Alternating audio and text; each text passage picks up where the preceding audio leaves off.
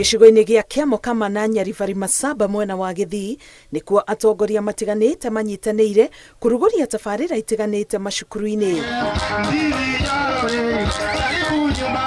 Mĩnĩsta wa ũtungata wa mũingĩ Kuria ũrĩa woete ũtongoria wa rũhonge rũrũ kiumia kĩmwe kĩhĩtũku augĩte no nginya ciĩranĩro cia thirikari ya Kenya Kwanza cikinyĩre mũingĩ, no mwe wa njĩra iria akũhũthĩra nĩ gũtigĩrĩra atĩ mamĩnĩsta nĩ monania wĩra ũrĩa marutĩte o mweri. Mimi kazi yangu ya kwanza ni kualika spika wa bunge ya kitaifa pamoja na majority leader.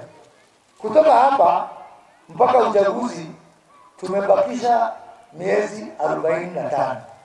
Na mimi nitamwambia Kimani Ichung'wah na Mwami Moses Masika Wetangula wanipatie tarehe kila mwezi. Lakini mimi nitakuwa naingia bunge kila mwezi. Kusema Majogu akona A. Kusema ule na kumija akona B+. Mũmbunge wa Kĩharũ Ndĩndĩ Nyoro akiuga rũhonge rwa gĩthomo o ũndũ ũmwe na mĩikarĩre ya akũrũ nĩ imwe cia honge iria thirikari ĩhiũhĩte kũgacĩrithia. Tumeweka pesa ya higher education yenye watoto wote wa universities and TVETs and colleges, hizo za TVETs, mzazi atakuwa analipa 7% peke yake ya school fees, only 7%.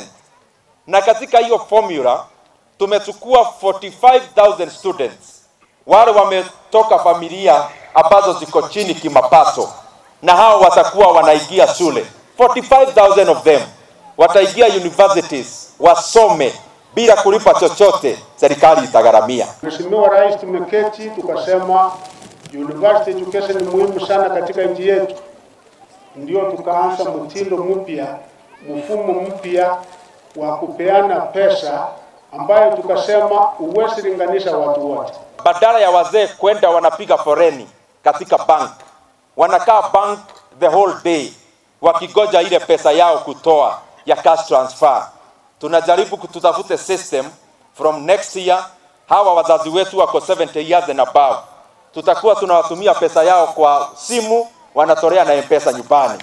Atongoria aya meranĩire kũnyitanĩra nĩguo kwarahũra wonjoria o ũndũ ũmwe na ũtonga wa bũrũri matukũ-inĩ mokĩte. Ngĩribotera Inooro TV, Getwa Karo Kenyugo Mwaũra.